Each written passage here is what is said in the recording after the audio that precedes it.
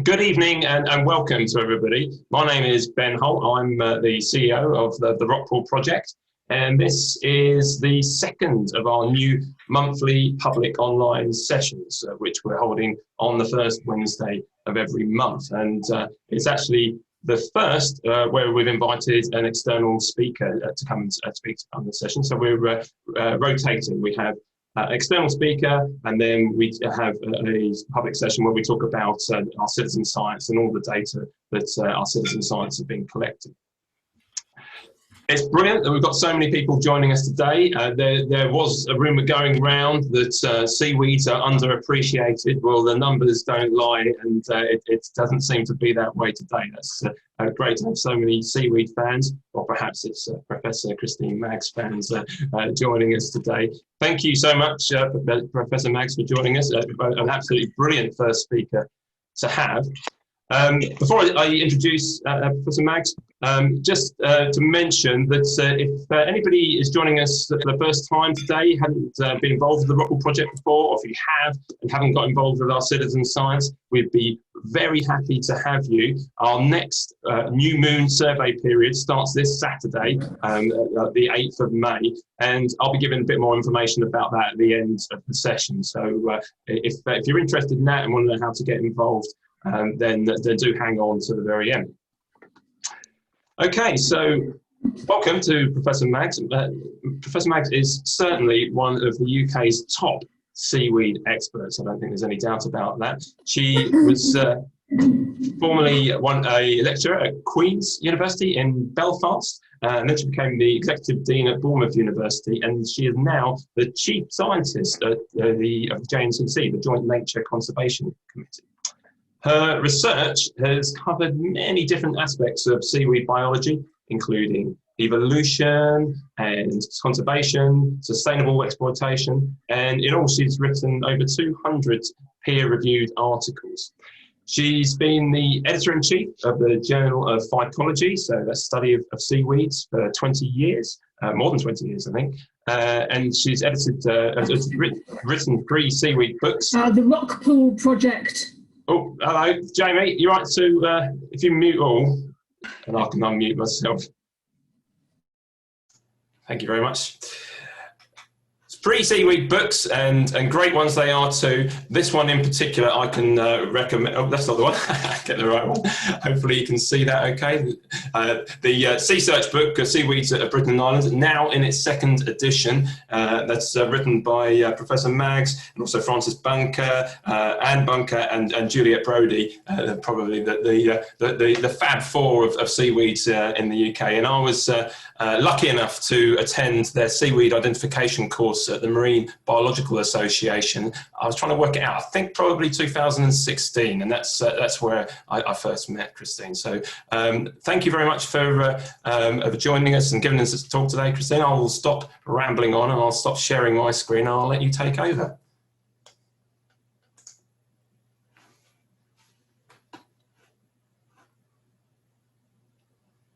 Oh, we can't hear you. You need to unmute.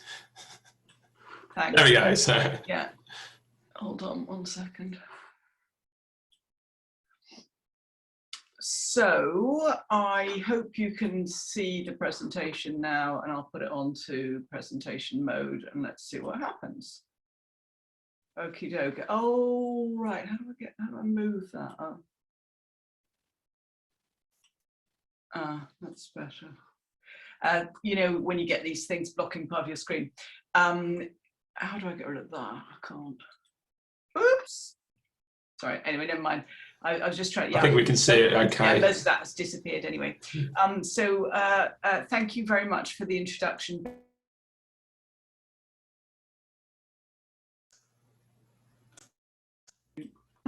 Oh, sorry, we lost you again. Right, it's all right. It's all right. So yes, you've embarrassed me with talking me up so much. So I hope I don't let you down now.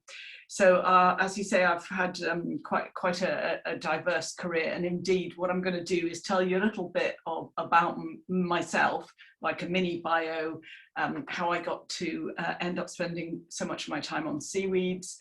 This isn't really going to be about identification, because I don't think that's really possible in this format, but hopefully I'll be telling you a few interesting stories about seaweeds, and I'm very happy to take questions as I talk or afterwards. The chat I won't be able to see when I'm talking. Someone else will have to pass on chat, but I don't have any problems at all if anyone wants to unmute and just fire a question away.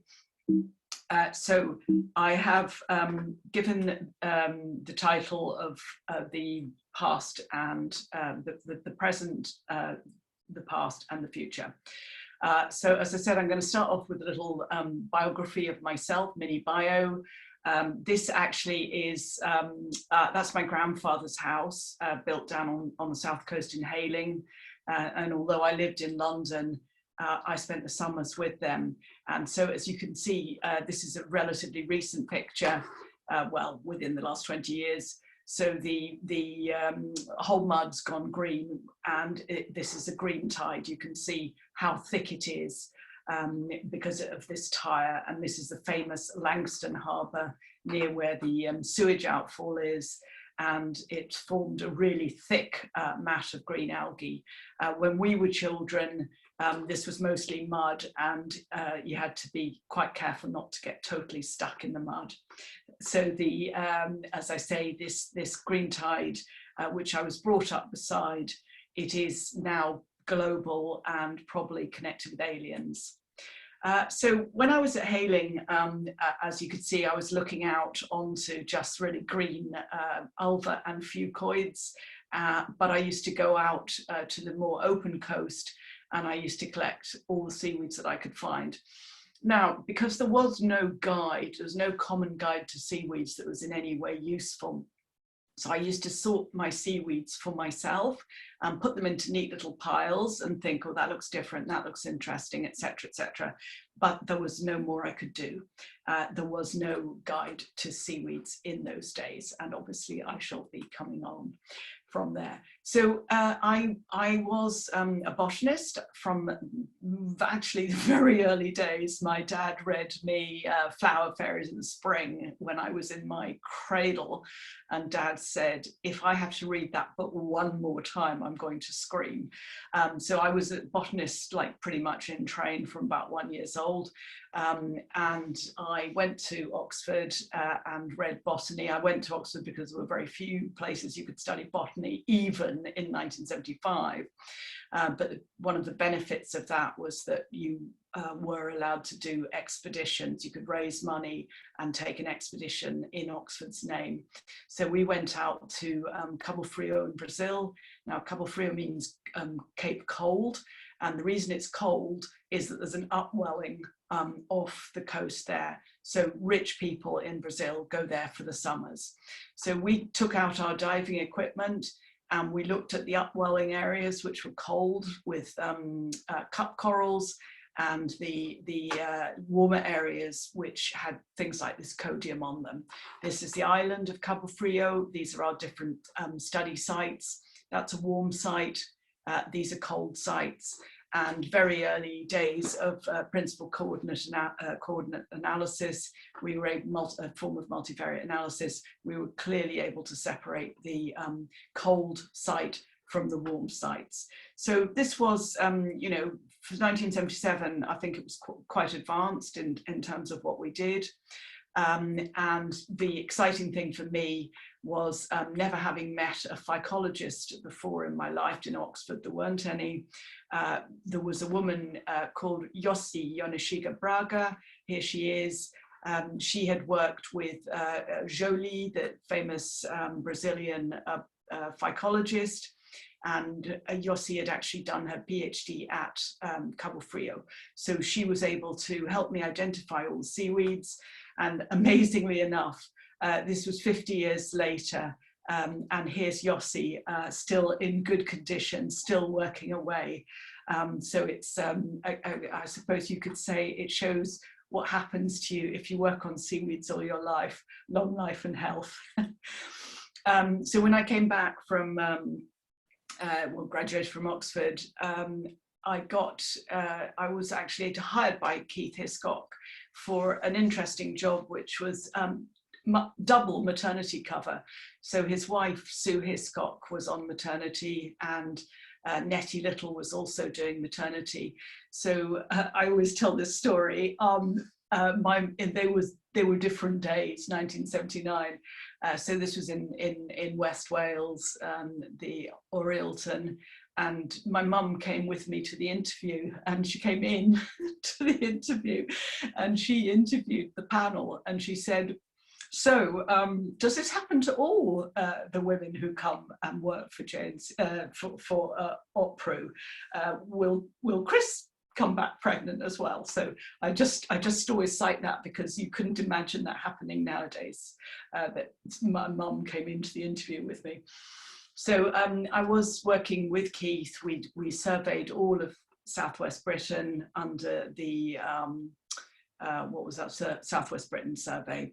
And I was responsible for identifying and recording the seaweeds. The reason Keith hired me was because I was a botanist, and he wanted people who wouldn't be distracted by the pretty anemones and sea fans and all that. Someone who would actually look at the seaweeds, and that's what I did do. Keith, of course, hasn't changed at all either. Living in Pembrokeshire and diving at the weekend, as I say, for fun, I met an unidentifiable seaweed. I found it here. And I was told to contact Mike Gyrey. The picture here is of the Betelgeuse, the disaster at Whiddy Island in Southern Ireland, where the oil tanker blew up, still on the jetty. Everyone was killed.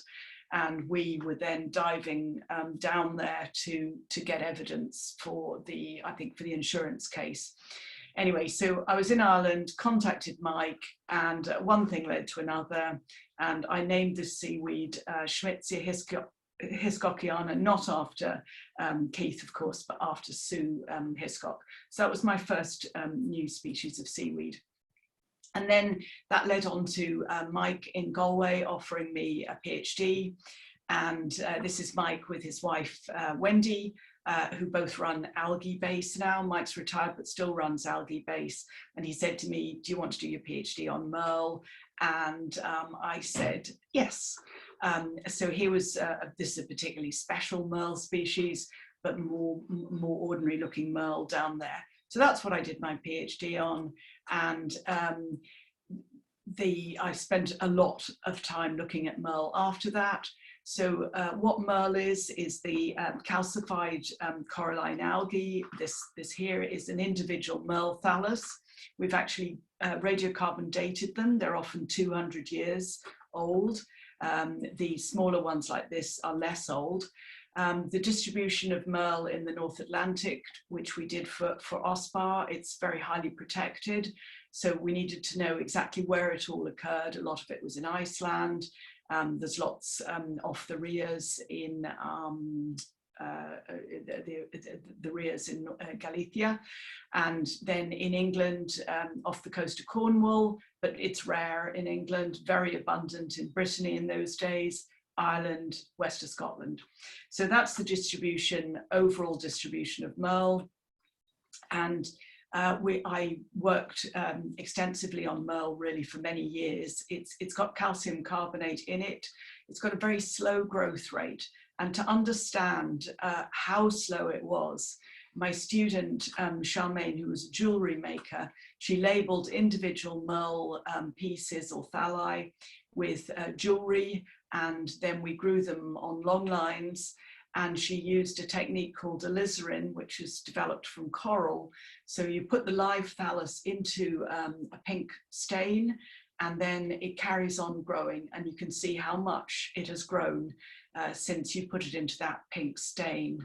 So we grew them out on the long lines, and we found that Phymatolithon calcareum, that's one of the species, grew about an average of 1 millimetre a year. So that's not much. Whereas Corallina officinalis, the common seaweed that you probably know, grows around 2 millimetres a month. And we were able to find what sorts of conditions Merle grew in. And we also were able to do experiments showing that it's extremely sensitive to burial by fine sediment. The hydrogen sulfide is extremely toxic for Merle. Then over various periods of time, including during my thesis, I found that Merle in the United Kingdom very often had this other thing growing on it. And that was called, I named that it was another new species called Gelidiella calcicola. Here it is in Milford Haven.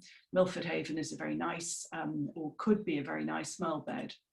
But the Merle bed in Milford Haven just happens to coincide in its distribution with the Texaco oil jetties. Even though it's very important for conservation, the Merle bed, it's a feature of the Pembrokeshire Marine Special Area of Conservation. It includes dead Merle, which are often quite thick in Milford Haven, actually, yes, very thick, which accumulated over thousands of years. And I think nowadays we would recognise that this is an important blue carbon store. Everyone's got very interested in blue carbon during the mitigation process. Anyway, the Texaco jetty, or was it ESSO anyway, one of these jetties was disused, but they wanted to turn it into ESSO, yeah. They wanted to turn it into a new project, the liquefied natural gas terminal, bringing liquefied natural gas from Qatar. So the project was planned to start in 2005. Construction work was bang over the area of the Merle bed. So Francis and colleagues, Francis Bunker and colleagues, were commissioned to survey the Milford Haven Merle bed. And as I say here, it's my first and hopefully my last time diving in a hard hat and steel toe caps. I did pass the drugs and alcohol testing, but one of the other guys working on the site, he failed and he was told to go away and do some heavy breathing and come back later for his alcohol testing. So we did survey that, and actually there is evidence showing that that construction work has had negative consequences for the Milford Haven Merle bed. But it's always very hard to separate one thing from another, and you don't have replication where you've only got one site. A lot more of my work was done on the Merle beds in Northern Ireland. Now up here off the northeast coast, this Antrim Bay, here you can see the bathymetry off the coast. It's absolutely amazing. These are drumlins from when the sea level was lower during the last glacial maximum.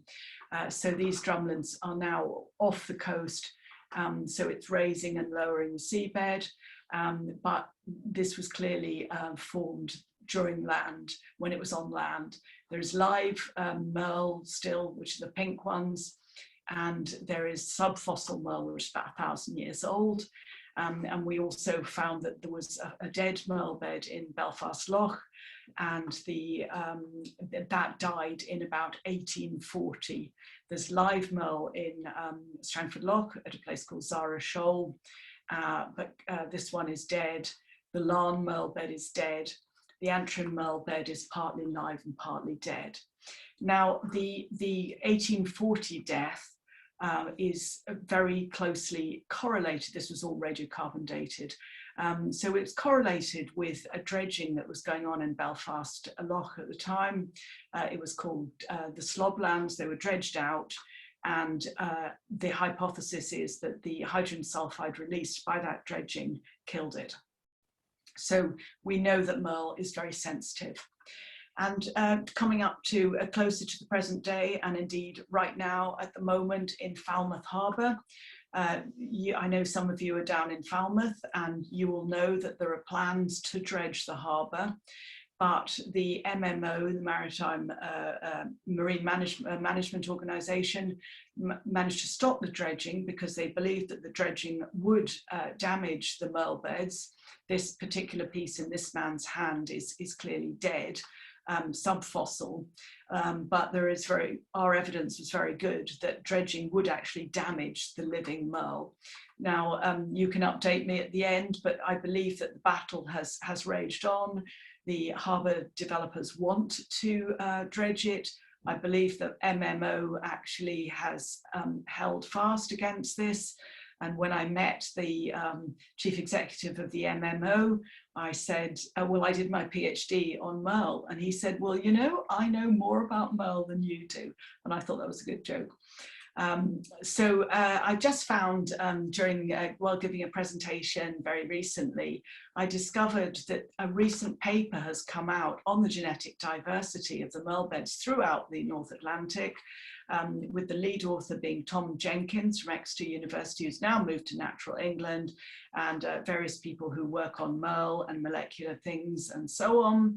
And what this has shown, I've indulged myself by showing you the last time I was diving off the Manacles. That was when I was an undergraduate.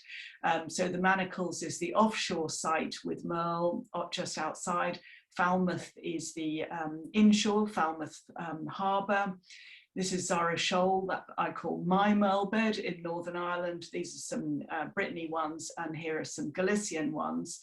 Now, for those of you who are not familiar with the molecular methodology used here, it's called single nucleotide polymorphisms. So you take your DNA, you cut it up, and you see where the cuts come, and you will find there are various nucleotide changes, and you can group the Merle according to those nucleotide changes. And so in the color here, the blue one is this set here. The orange is very distinctive, and it's only found in Falmouth. And you can see on this plot how different it is from the rest, completely different. And then the other sites are more similar. And there's a little bit of a mixture at the Manacles. It's mostly blue, but there's a bit of this red one. But Zara Shoal, obviously quite isolated, is only blue. So this showed this, I was very, very interested and pleased to see this, that there is unique genetic diversity in Falmouth.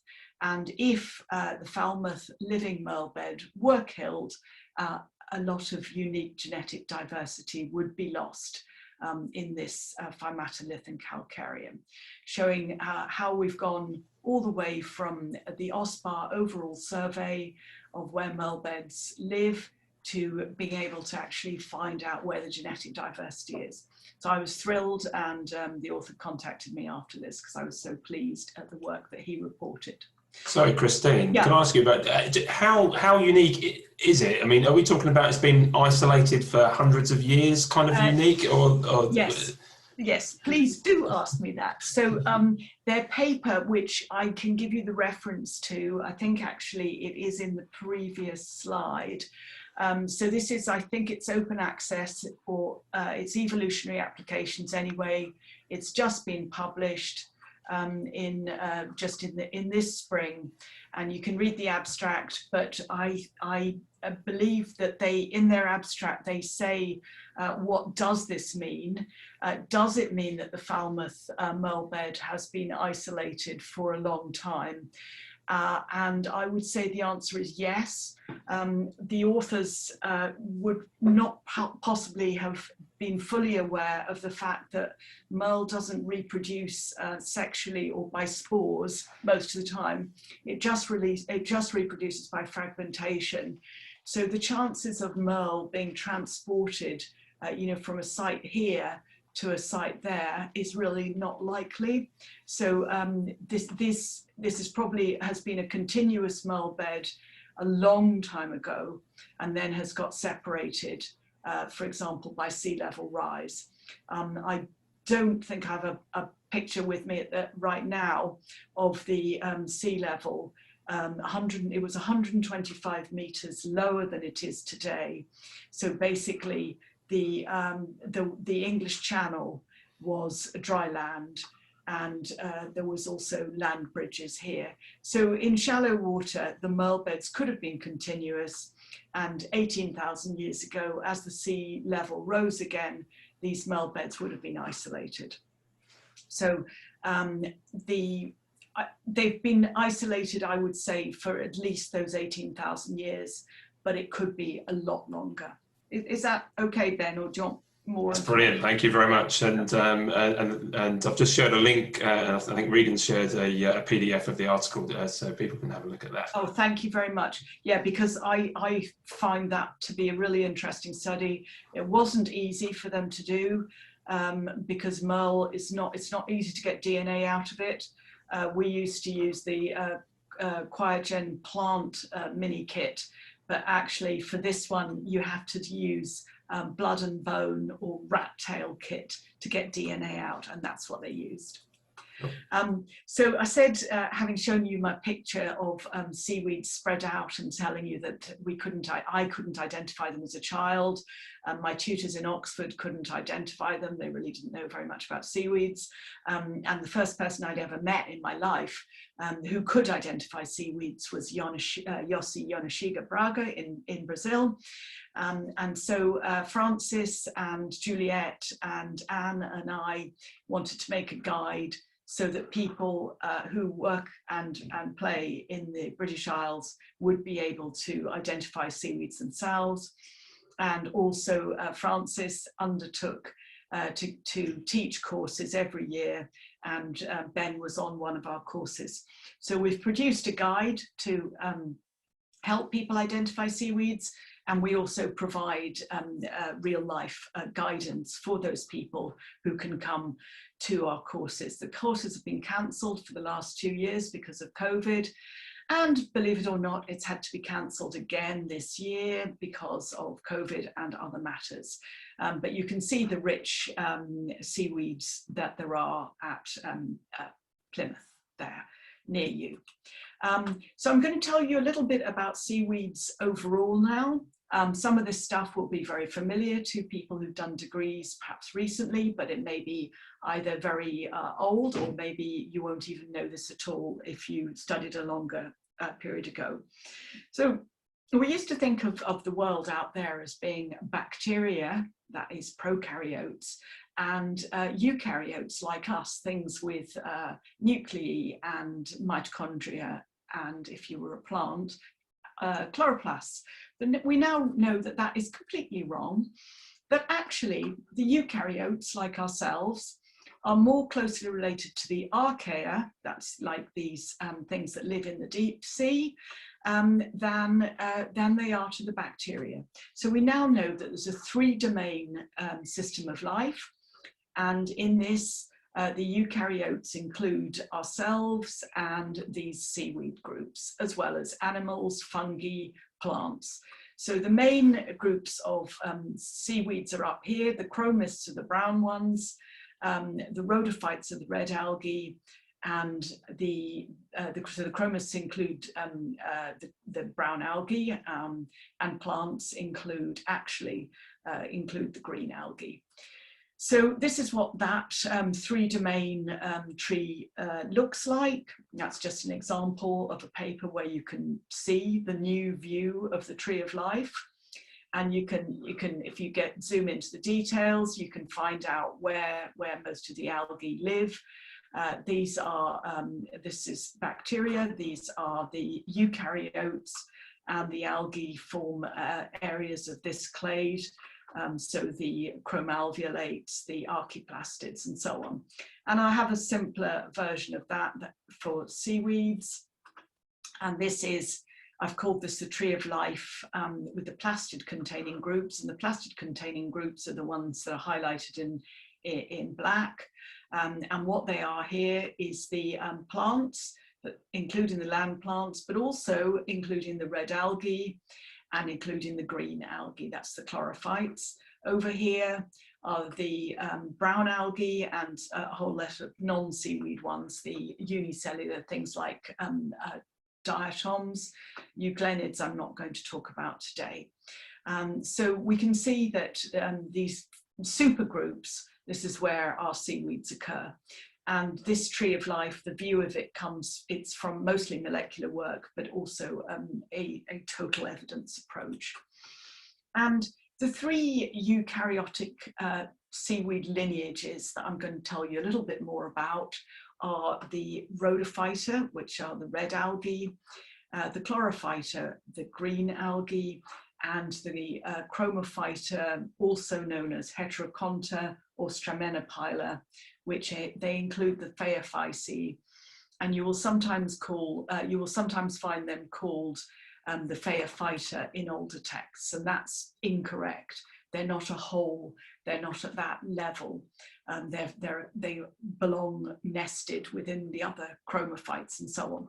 So this is obviously the giant kelp in California with it's a keystone species, and here are the lovely fur otters. So the kinds of features that we use to classify seaweeds date back quite a long time. And pigments were first used by William Henry Harvey in Dublin in 1836. And he recognized the red algae, the green algae, and the brown algae. And those pigments are still of major importance today. The reason that he called them rhodospermii is that he could see that if the whole thallus, or that's the body of a seaweed, had gone bleached, for example, due to too much sun or low nutrients, the spores were still coloured. So that's why he called them the rhodospermii, and melano just means black. Nowadays we call them brown, but he called them black. And we can relate those pigments to the ages of the groups, and all of the groups have chlorophyll A, which is the principal pigment for photosynthesis, but they have different accessory pigments. We can look at the storage products, and those are really important in using seaweeds because what do they store, and in their cell walls as well are the products that we use seaweeds for. And flagella are a completely independent source of evidence now to correlate with molecular data. And something that some people will know is that flagella are lacking uniquely in the red algae, and that seems completely amazing. How can something so useful be lost? They make sperm, and those sperm are not motile. So I'm going to tell you a little bit first about the red algae, and I got heavily involved in one of the groups of the red algae called the Ceramiales. It was published by the Natural History Museum originally, and now it's been taken over by Pelagic. And I did this with Max Hommersand in North Carolina. Max was brilliant at the red algal classification, but not so good at the details. And that's his wife, Fran. Now, they're both still alive, but Max is quite old now, and I believe not in great condition. So the red algae, this is an example of a diabolical genus, the Ceramiums. So I've called it total chaos. So you could look at a bowl full of Ceramiums like this and you could go, oh my goodness, what are they? So I was fortunate enough in 1991 to get money from NERC, the NERC, to do an early molecular study.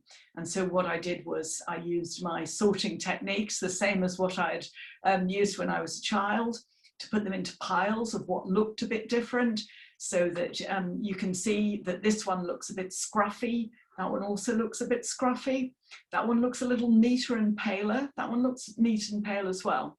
So we did that, and we were actually able to get names onto the Ceramiums. We were able to get early molecular data, and that all came to pass, that this was really a foundational study of molecular systematics of the red algae. So the other features that the red algae have is they have pit plugs between their cells. And those show up particularly well if the things are stained, but they can even be seen without staining. Now, I mentioned about seaweeds getting bleached when they've been in strong sunshine or low nutrients. And being able to see the pit plugs actually is really useful. And those pit plugs also have ultrastructure, which of course most of us would not be able to look at. But those are again a completely independent source of evidence as to how is the classification of the red algae, and the same with this ultrastructural feature. So the red algae are extremely ancient, and they date to at least 2 billion years ago. First red algal cells. The first multicellular red algae date to 1.2 billion years ago. And here's a picture of stromatolite in Shark Bay. There are still living stromatolites there. And a fossil stromatolite from 3 billion years ago is very little different from what it is today. So the multicellular really red algae are quite ancient. They came after the first plant-animal fungal split, but well before the major multicellular taxa evolved. So I always used to say this when I was teaching, and Ben probably remembers it. There's a Shakespeare phrase which is half as old as time, the rose red city, half as old as time. And that's because the time was meant to be about 3,000 years of time, and the rose red city was half as old as time. But the first red algal cells are half as old as the age of the earth, so half as old as time. And red algae are, I don't need to tell you that they're really, really fascinating. They're extremely interesting. A lifetime of studying red algae is not enough to even start getting at some of their secrets and some of their interest. So this is an example here. Quorum sensing, which is the inhibition of microbes, and some of those can be pathogenic microbes, using a reporter strain. So you turn your Petri dish blue with the reporter strain, and you pop on a bit of Bournemouth hamifera, which has been washed in water, or it's been washed in ethanol, and it kills the reporter strain. Because, sorry, it doesn't kill the reporter strain, sorry, it stops quorum sensing, so a biofilm can't form. So we can see that Bournemouth hamifera is antimicrobial. It produces some very powerful bioactives that stop biofilms forming. It stops pathogenic bacteria. And you may know that Bournemouth hamifera is an alien. It's easily recognizable by its hooks, and by comparison, Bournemouth hamifera, asparagoides, the native species, is not really bioactive. Another example of bioactives here is, this is a study which is just like so amazing. Using zebrafish, there are mutant models of zebrafish. They're completely transparent, and you can see the bone forming through the transparent thing. And extracts from Plocamium, this red alga, stimulates osteogenic activities and bone growth in the zebrafish larvae. So that's just 2 examples of bioactives. There's so many exciting bioactives from red algae. And in addition to bioactives, you can use the whole red algal seaweed. You can change it. You can use it as a source of ceramics. And those ceramics can be used to make 3D printing of bioceramics. So this is where, for example, a big bone defect because the surgery has taken place, or bone cancer, and you need to fill that defect, and you can use 3D printing with natural polymers and bioceramics. So this was a proof of concept. We did have a patent published, but we haven't been able to capitalize on it, and it's lapsed. To say a little bit about green seaweeds, obviously they're not as exciting as brown or red. Here's a green seaweed, here's ulva. They have pigments, they have accessory pigments, they store starch, and they are related closely to the green plants. And they have different kinds of flagella, they have cellulose cell walls, and they're ancient as well. They date back over 1 billion years. And the heteroconts, including the Phaeophyceae, the brown seaweeds, here's giant kelp in more detail, and they're multicellular. They grow up to 1 meter a day, the giant kelp, and the cells are actually linked together, which allows them to form these really sophisticated shapes, and they have a different set of pigments. Something that's very exciting about the Phaeophyceae is that all the cells that are flagellate have two different types of flagella, a tinsel one and a smooth one. And that's where the hetero word comes from, two different types of flagella. And they are relative newcomers in fossil record, only about 500 million years old. So just half of a quarter as old as the red algae. And the brown algae also make lovely bioactives. This one is called Helidris. You may know Helidris than sea oak. Here's the same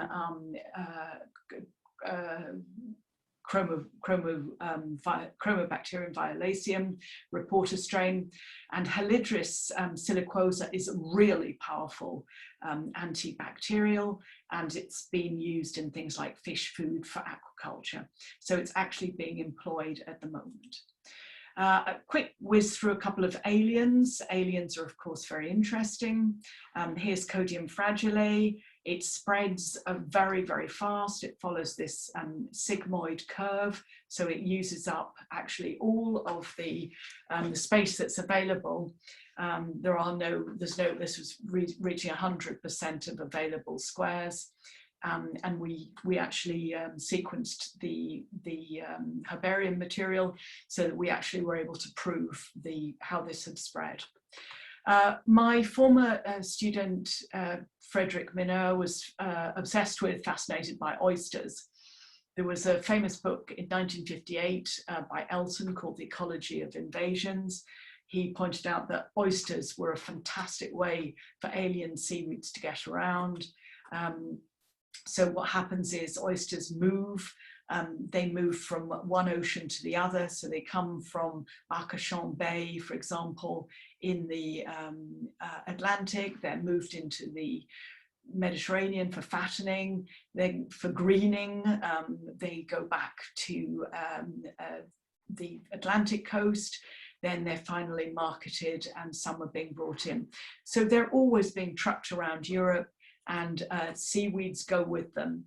And this was a published study of ours showing that every time there was a native oyster disease, so the overall line here is the production of oysters, a very serious disease came in, native oysters basically crashed. So giant imports of spat came in from Japan, and this pluses here are how many aliens are believed to have come in with the oysters.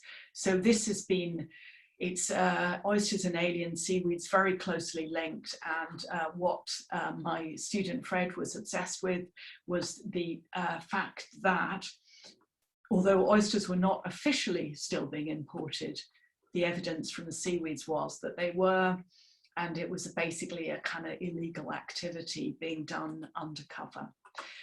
So a bit of horizon scanning. This is what people very often do today.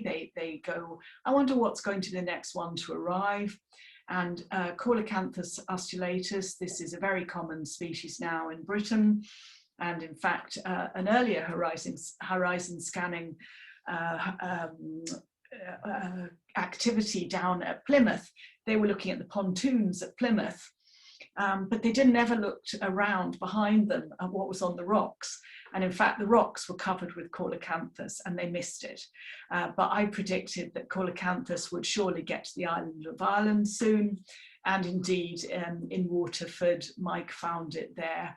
Here's Coelacanthus. It's incredibly abundant and it is occupying the space currently occupied by other species, so it will have an impact. I've already mentioned potential loss of genetic diversity in Merle, but the trailing edge is where climate change is forcing species to further north, for example, if they're temperate species, and then the southern edge can get lost. And here's an example where all of these are populations of Fucus vesiculosus are being lost. And this, the southern group genetic diversity, the black bars here, half of them are lost already. So climate change is really impacting on the genetic diversity. And here's another example. This was our own work where Chondrus crispus, the unique genetic diversity in Iberia, is very highly threatened by climate change.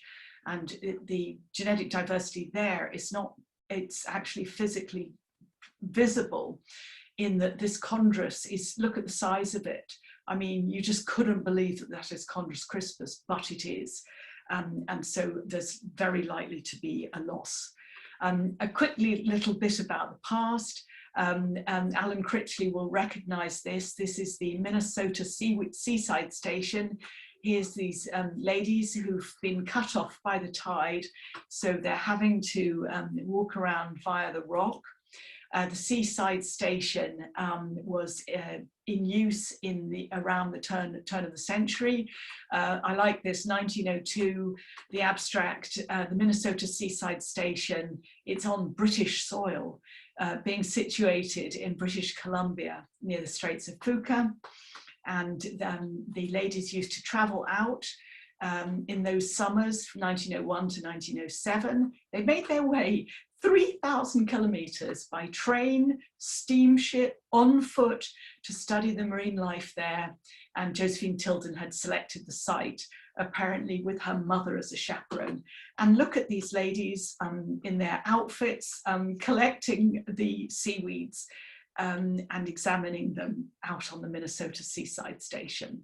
Another blast from the past here is the cyanotypes that were made by Anna Atkins. These blue backgrounds, white images of seaweeds. And what she did was, here's Anna Atkins, she collected the seaweeds and she made the plates by putting wet algae directly onto light sensitized paper. She self-published them in photographs of British algae, cyanotype impressions. It was the first book ever to be printed and illustrated by photography. So she has her place in history as a pioneering female scientist. It's interesting that her mother died and she was raised by her father, who was the first president of the Royal Entomological Society, but she's very highly regarded nowadays. Another little, just many beautiful pictures of seaweed from the past. This one's Greville Algae Britannicae, quite a valuable book if you happen to have it. Tiny bit about the future. This is the recent high-level panel for a sustainable ocean economy, also interested in the ocean as a solution for climate change. Seaweed farming has been selected as one of 5 possible nature-based solutions for mitigating climate change. So here's an example of seaweed farming in Tanzania, Zanzibar, where the red seaweed eucuma is farmed by women. Here's an example of seaweed farming in our waters. This is Strangford Loch. You need to get seabed licenses from the Crown Estate. You can get quite high yields. So whereas yields from, this is harvested, wild harvested Eclonia lamnarium macrocystis and neurocystis from a paper, yields are generally pretty low per hectare per year, but aquaculture can produce much higher yields. Enormous seaweed farms in China and other Asian countries. In fact, most of the coastline of, I mean, this is just unbelievable, this aerial photo, just almost the whole coastline is farmed. I asked one of my former students from Queens, who's Chinese, to go and have a look. She couldn't find any natural habitat at all for seaweeds. So there is potential in the future. This is the how they see the future, the value of seaweed farming in drawing down gigatons of CO2 alongside mangroves and salt marshes and all the other things. So this is all, again, publicly available, but clearly other things are going to happen. There's going to have to be reductions of international shipping, and the net zero for the future is imagined. And I'm going to finish my quick scan of the future here by telling you about a citizen science project here that you may not have heard about. It's called Sea Search. And this is work where Lynn Baldock has done sea search dives for many years on the south coast of England.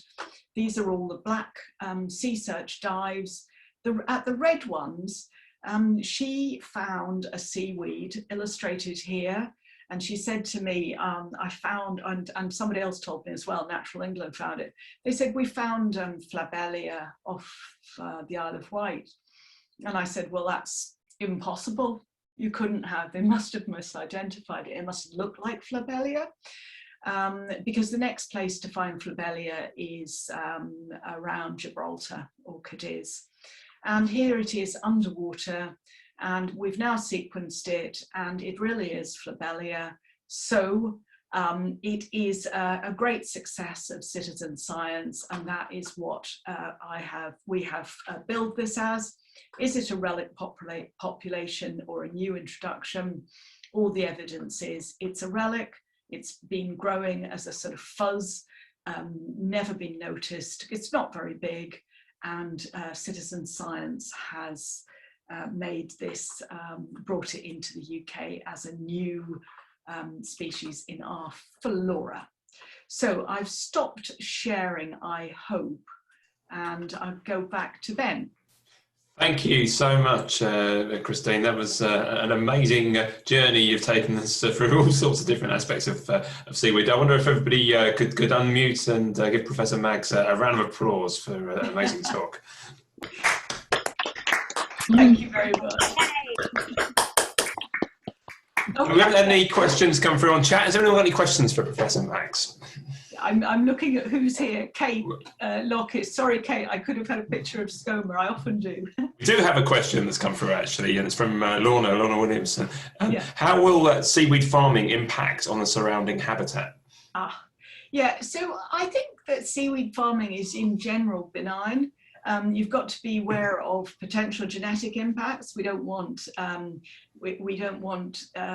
say, genetically modified seaweeds going wild, but provided that the stock has been chosen well genetically, and in general, I believe it is quite beneficial. There are ideas to collect seaweeds from aquaculture and then use them in things like anaerobic digestion projects. So in that case, the seaweed will be harvested from the sea. It'll be taken into anaerobic digestion projects on land. So it will be stripping nutrients out of the sea, which is actually in general beneficial.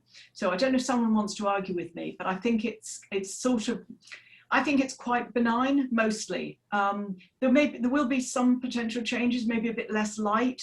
I think it maybe depends exactly where you hold it. Do seaweeds hybridize? Yes, they do. That's what causes all the trouble with IDing things like gyres, racks, and all that sort of thing. Don't mention fucus. The trouble is that fucus is hybrid, and Fucus spiralis, first of all, there's two species now. It's not just Fucus spiralis, it's also Fucus gyrii, but most of them are hybrids, and they hybridize all the way up the shore. But most red algae, you'll be glad to know, behave properly. That's reminded me when I chatted to you when I was on that course, because I was running the Catching Our Coast citizen science project, then everyone's putting down quadrats, and they're asking me what this little tiny bit of fucus is here. And I thought, this is an opportunity I can speak to Christine Mags and she can help me ID these two, and you were just like, don't even bother. So it's the thing is that they have to be identified using not just a quick bit of a plastid DNA marker like we use for everything else. It has to be microsatellites, I'm afraid. All right. Well, yeah, a bit beyond us then. Could Regan Early, before we get to you, Regan, Team Bonds has said that he or she likes your earrings, Christine. Oh, thank you very much. Yes, I do too. And I can't exactly remember where I bought them, but I tried to buy dichroic jewelry that was invented in the NASA program. It's metal that's been heated to turn into a different color. So that's why it's called dichroic. It's getting a bit hard to get at the moment. If anyone's got any good sources, do let me know. Okay, so we go back to seaweed. Yeah, Regan's asking, could seaweed farming protect coastlines? Yes, absolutely. And indeed, the ecosystem services of things like giant kelp is really important for reducing wave damage to coasts. So what do you call it, where it takes the energy, reduces the energy of waves arriving. You could say, well, there might be some negative consequences of that, but in general, provided it's used in the right place, it's very beneficial. And indeed, there are places that have artificial giant kelp to reduce the swell. Okay. Rachel Easton is asking, can you recommend a region in the world that's best for viewing seaweeds? I'm on the Pacific coast and I love it, but it's hard. I love to travel and incorporate my love for algae. Yeah, well, you know what? The British Isles is very good, and we get fantastic tides. And that's by comparison with the Pacific coast of the US. You don't have to get up before dawn. You don't have to wear headlights. You can actually go down at midday, and provided you're on a good spring tide, we get fantastic seaweeds. I think South Africa is very good too. I quite agree. We've got some great, not just seaweeds here, but ideal rock pooling country here in especially. We do. I mean, I think in terms of the overall diversity, I think we're pretty rich. And the reason for that, whoever asked that question, is that of course we straddle a boundary, a biogeographic boundary between the temperate, and we have some Lusitanian stuff as well, and we have some boreal stuff. So we actually have a pretty good diversity. Thank you. So Jonathan Monk has said that he's heard dramatic claims about the potential for Asparagopsis, so that's harpoon weed, isn't it? So, used as a silage additive to reduce carbon dioxide emissions from cattle. Yeah, so this is a story which it's running and running. I think it's basically true. Asparagopsis is very closely related to the one, bye Team Bonds. It's very closely related to the one I showed you there, the Bonimasonia hamifera. And remember I said, if you can remember that clear zone around the Bonimasonia hamifera, it has had an antimicrobial effect. So it probably with cows, what it's doing is it's taking out certain types of bacteria and it's leaving other types of bacteria, and it's basically stopping cows farting. And we know that methane is a very potent greenhouse gas. So I was asked, is this serious? But yeah, it's true. Yeah, cow. Well, I didn't know that. That's amazing. I've got a question myself, if I may. I was interested in the potential for seaweed communities and surveying seaweed communities for conservation reasons to sort of assess the health of intertidal ecosystem as a whole. I remember reading bits about the ratios of green to red seaweed. Is that something that's still sort of recommended? To do what? To assess how healthy an intertidal ecosystem might be. I think that's what's his name in the Mediterranean in Greece, Sotiros. That's his work. I don't think it applies so much to us. I think if you've got too much green algae, you know when you've got too much green algae, and that's probably due to eutrophication. So I think what I'd like to see when I look down the shore is I'd like to see a diversity.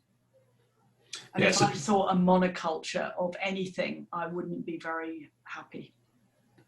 So the diversity of seaweeds could, will obviously have a knock-on effect for the animal life that you find as well. Do you want me to? I can actually see the chat. Do you want me to whiz through some of those questions, or do you want to keep on asking them, Ben?